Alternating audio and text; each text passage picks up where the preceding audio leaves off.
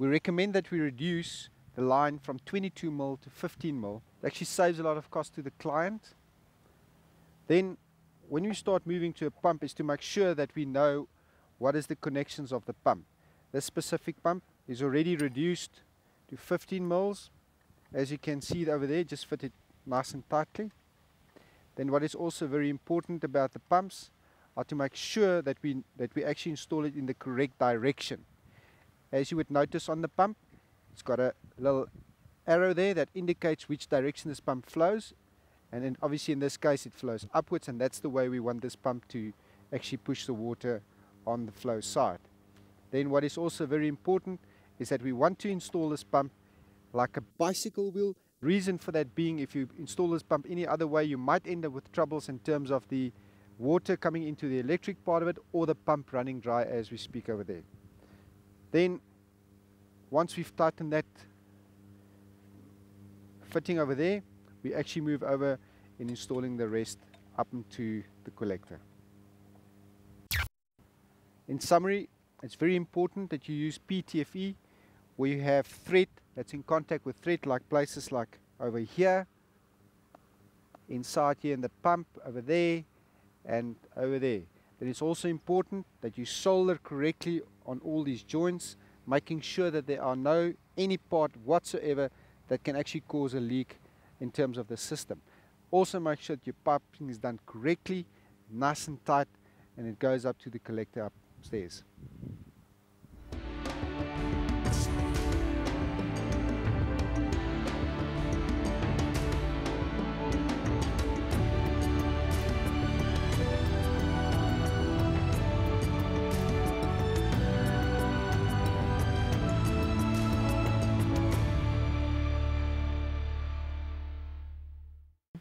Then it's very important to fit the tail of your pump before you commence. The reason being, it's very easy to work, and sometimes you might have a difficulty in fitting the tail once you fitted the pipe to the system. Always remember, brown live, blue neutral and yellow for earth. We are now going to commence on an actual installation and show you what the final product should look like.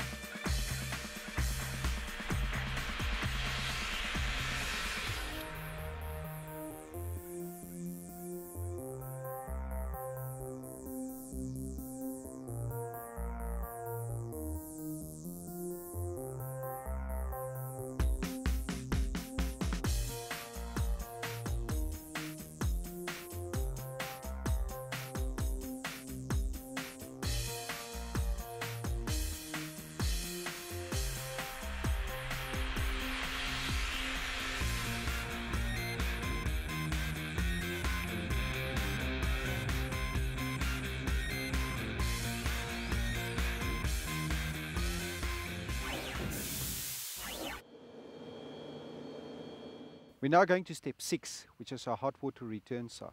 Now that's very important, this part. Firstly, we're moving back to the original male geyser to Conex connection. Very important again here. So make sure that you use your PTFE, that there's no leaks, it's properly sealed all around that side, especially where the thread is on the other thread on that side. Then make sure that the lengths are correct to add to the pipe coming down. So 22 mil there. Then for the purpose of this exercise, we will be reducing that 22. And now we come to a very important part of our demonstration. This is our non-return or one-way valve. Two things to mention: making sure that you've got it in the right direction, that the arrow faces towards the direction of the water flow, as well as the stop part over here must not be facing upside down, it must be facing upright to ensure that it's 100% correct.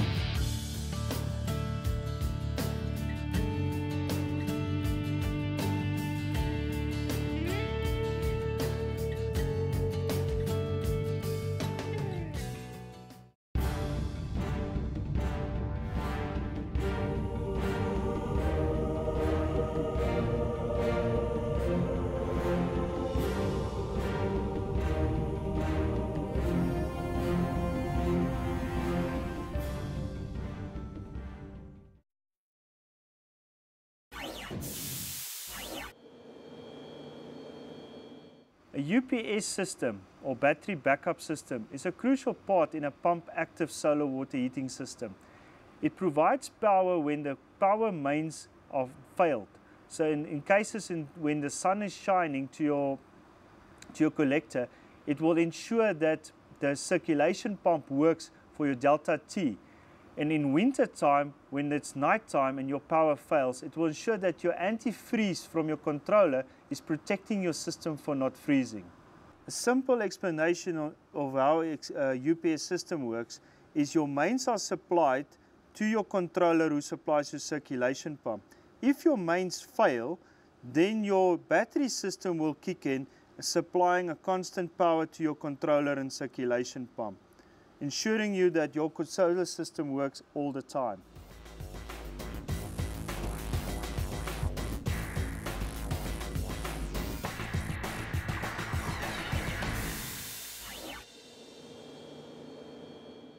Thermosiphon is a process where we actually put the geyser close to the collector. We do not use any pumps or controllers, and we use siphoning to heat the water through the panel and the collector.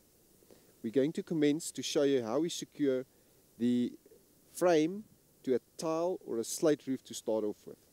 So Miles, where do we start in terms of securing that specific frame to a tile roof? Firstly, you have to pull maybe 2 rows of tiles back so that you can expose a brandering. You're then going to measure and cut your hoop iron to roughly the right size to then fix it to the brandering, and the other end then gets fixed to the frame.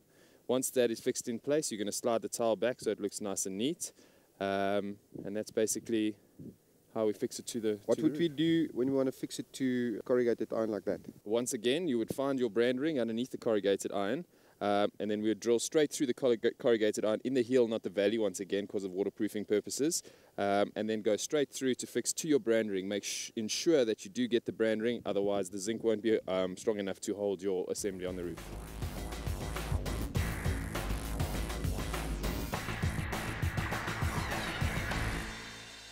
Right, as discussed before, we're going to need to slide back the first row of tiles in order to remove the one from just underneath it.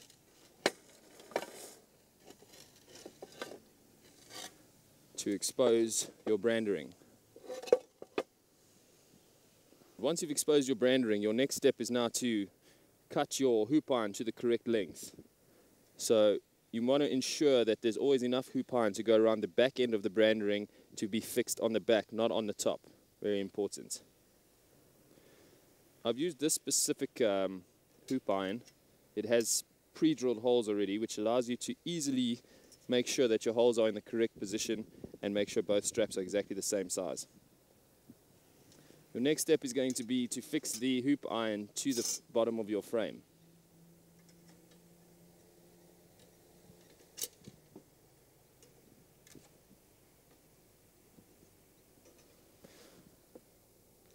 I'm now going to go ahead and secure the hoop iron to the frame. Ensure that the bolt gets pushed through from the underside towards the top to ensure that the bolt cannot scratch the roof.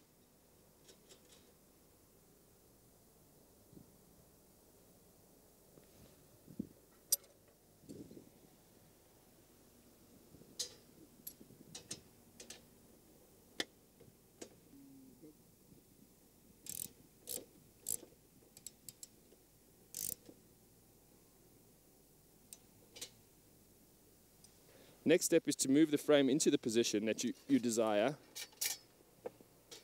in order to determine which tiles you need to move on the other side. Right, our next step requires us to climb back into the roof due to the fact that we do not want to screw into the top of the brandering. We want to wrap the hoop iron around the brandering and screw it into the bottom to maximize the strength. Now we just bend the hoop iron around the brandering. We get a nice strong fixture point and simply screw it into place.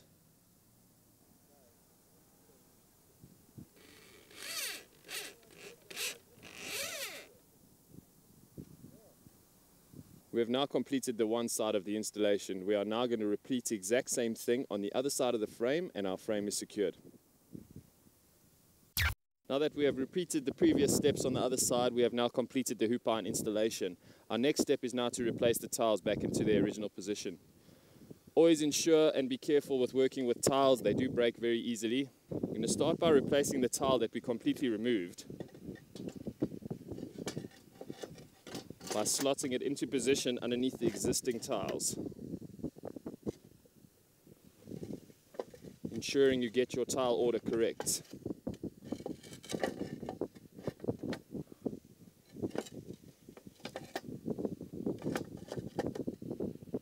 Another important point is to make sure that the tile goes in between the frame and the hoop iron. And then once again, make sure you get your tile order correct in order to ensure that the water runs down in the correct flow and the roof looks neat. Finally, you just want to slide the last tile into position to complete the waterproofing of the roof and to make the roof look neat once again.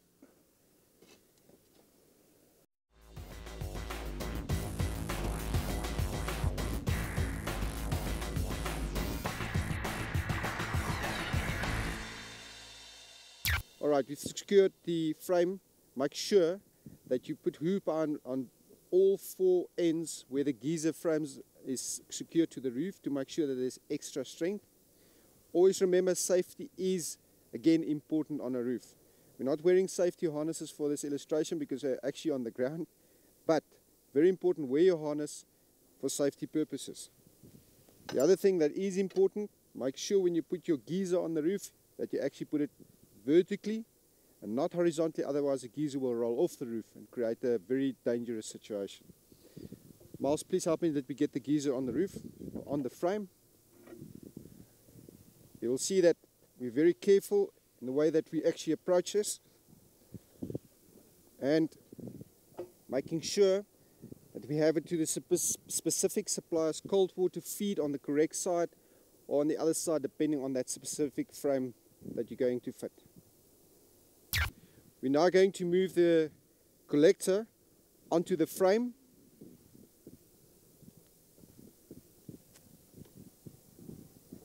We're moving this over, so it fits in this specific one, it fits into the frame very carefully.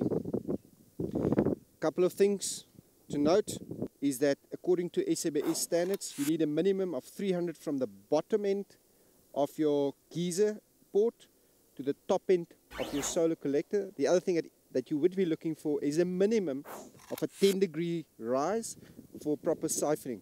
The higher this angle, the better the siphoning. What's very important though to mention as well, use your instruction manual from your supplier as provided. This collector has got a specific dedicated cold port, so make sure that you line it up correctly. It might not be the same for other frames. And then very important lastly is when we start securing the collector to the frame is to make sure that the frame is correctly lined up with the geyser.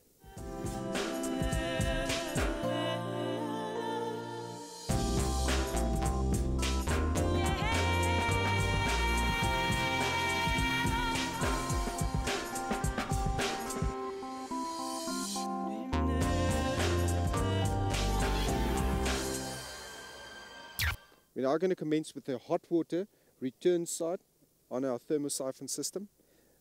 Very important, still make sure that the rest of your geyser installation complies with SANS 10254. So Miles, where shall we start? First step, Dion, is to remove the protective covering from your panel side. Then you're going to start with your fittings. I've already cut and dry fit all my pieces that I need. But what you would then effectively do is measure up and cut all your pieces into correct length, dry fit them, and then once you're happy, only then commence with the soldering. Miles, I see that you are actually using a 22mm pipe there. Is there any particular reason for that? Yes, Dion, that is to optimize the maximum thermosiphon flow. The diameter of the pipe allows the maximum flow. You would also obviously solder everything after you finish and complete it? That's correct. Once again, making sure that all your fittings and connections are tightly soldered, and PTFE tape in all your fittings where thread is on thread, Conex connections all tightened up so that you prevent any leaks. What is also obviously important is I see that you're making sure that all your connections are correctly lined up there as well. That's correct. That's your dry fit assembly. It's important to take a moment to check this step so that you know that everything is in position, so that once you solder, there's no mistakes, you don't do things twice. It's important to note at this point to make sure that you have cleaned all your fittings before you have soldered them together, either with a pipe cleaner or a piece of emery cloth or sandpaper. Then ensure that you do use flux in order for the solder to flow correctly and create a good joint.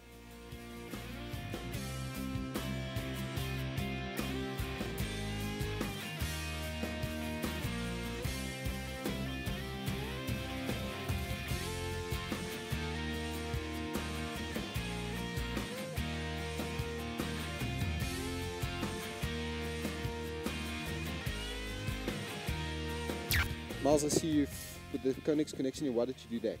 Two reasons, Dion. You don't particularly want to solder too close to your collector due to you could damage parts of the collector from the heat. Secondly, to enable me to put this Aircon spec lagging that we use on, it doesn't have a split in, so I can now remove the whole solder assembly, fit the lagging, put it back on, fasten it in place, and your installation is done. I see you plan to use this lagging. Why do you use that lagging and not this specific lagging? This specific lagging is better for outdoor use. It has a better UV resistance and a better insulation quality. And this lagging? Is better for indoor use. The UV resistance is not so great. Why do you use lagging in any case? It's an insulation factor. On this side it's for heat, on the other side it's for cold insulation. Once the hot water return side is lagged, the installation on this side is complete. Please ensure once again that all your fittings are tightened, you have used PTFE tape where there's thread on thread, and all your solder fittings have been done correctly.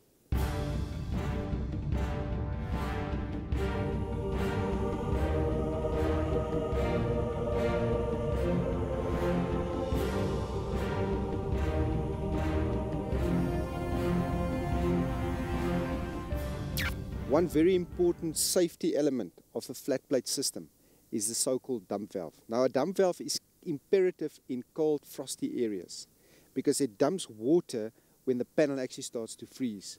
Cold or freezing water actually expands, and that may cause damage to the panel.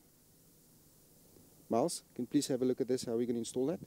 Okay, first off, this is a 15mm thread, so our first step is to reduce our 22mm pipe down to a 15mm.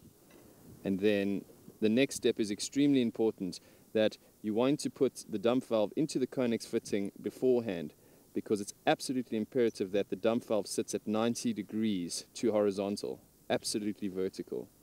So therefore, your final assembly, you will make sure that it is vertical. If it is at an angle, it will not be effective. It has to be 100% vertical. The water that's been lost by the dump valve will be replenished once the water heats up again. The dump valve will mostly open up at about 4 degrees.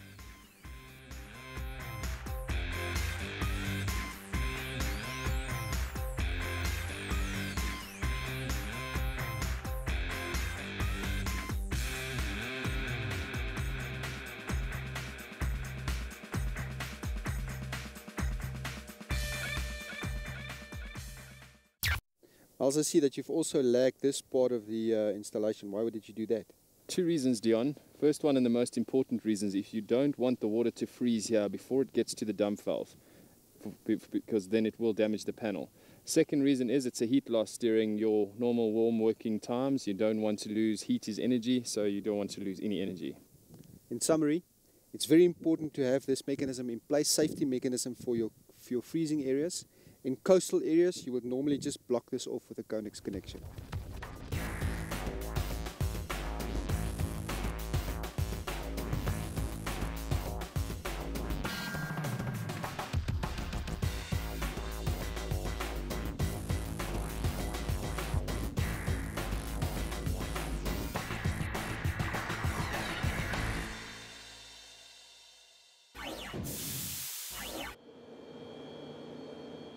We've just completed the thermosiphon installation. It's still critical to reiterate the fact that your installation must comply with SANS 10254. John, please summarize the most critical aspects to a successful thermosiphon installation for us. Okay, Dion, I think the first thing is that when you come on site, you need to make sure that the roof is strong enough. You need to bear in mind that you're going to be putting around 250 kilograms of weight onto your structure. So make sure the structure is well strong enough for that. Second thing is make sure that everything is secured. Make sure that your frame is secured, your geyser is secured, and your collector is secured. The other thing that we need to remember is that your geyser and your collector needs to be perfectly horizontal. It's one of the things that a lot of people miss. If it's cocked to either side, even slightly, you're going to break your thermosiphon process, or you're going to make your dump valve inactive. Then also, you need to make sure that all your pipe work is lagged. We need to look at it that heat is energy, and if there's anywhere that you don't have lagging, you're obviously losing heat, which is your energy. Other thing that you need to remember is this particular collector is designed with your cold inlet at the top. Some collectors have it at the bottom, so you need to check with your supplier where your cold inlet is. Finally, once you've finished your installation and it's full of water, make sure that there aren't any leaks. You don't want to come back and repair it.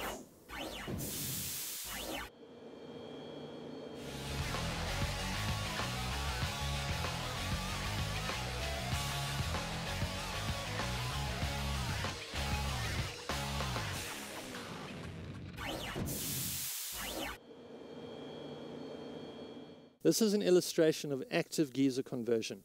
In some cases, you'll want to convert a standard electrical geyser to run on solar. On this side, we're busy working with a cold side or feed side.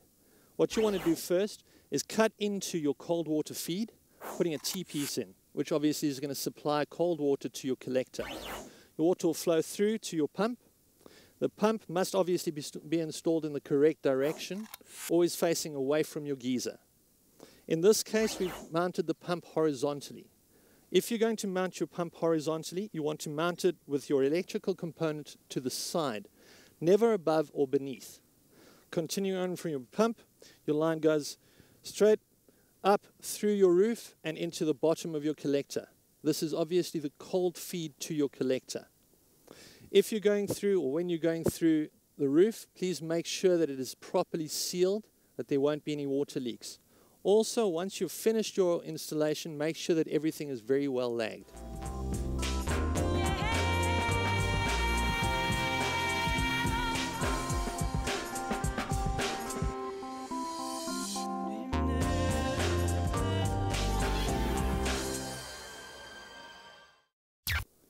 Okay, this is the return side of the active conversion. As you see, it's coming out of the top of the collector. You always work in opposites, so if you put it on the left hand, your input on the left hand side of the collector, your output will be on the top right hand of the collector. This is, as I said, an illustration. It's obviously not a genuine installation. Your pipework is going to come out. As you go through the roof, obviously make sure that it is well sealed. You don't want to have any leaks. You don't want to have to come back and repair it. Please note, very important, there is a one-way valve over here. The one-way valve is to prevent any hot water from back siphoning up during the evening. Make sure that the arrow is facing towards the geyser. That way water can travel into the geyser, but it can't come out again. The other important thing to notice is that we have a solar TP valve on here.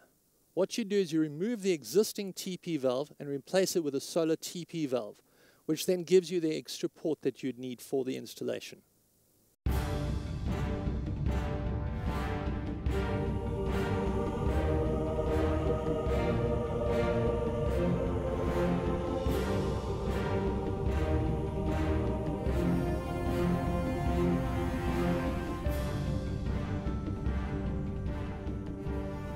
So John, in terms of the hot water return active conversion, there's a couple of things that's very important to take note. Can you please take us through those? Sure, Dion.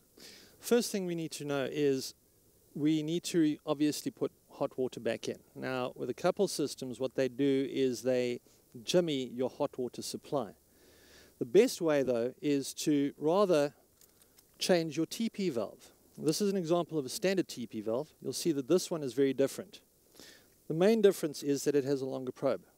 The reason for that is that we take our solar TP valve, we add on a couple fittings like this, and then the beauty of it is we now have a new port. So that way we're not touching the hot water side at all, but we're able to put hot water back into the geyser. The next thing that's very important is your one-way valve. A lot of people miss it. What happens at night is you have reverse siphoning. Your collector cools down and hot water naturally rises, so your hot water naturally rises out of your geyser into your collector, cools down and returns back to your geyser. By fitting a one-way valve facing the geyser, you're allowing hot water into your geyser, but nothing can return out of it. The last thing that's also equally important is a geyser blanket. Obviously, you're converting a standard geyser, and the insulation is not quite as good. So we recommend putting a geyser blanket on, just to retain that little bit extra heat. There are various methods to convert a standard electrical geyser to solar. One method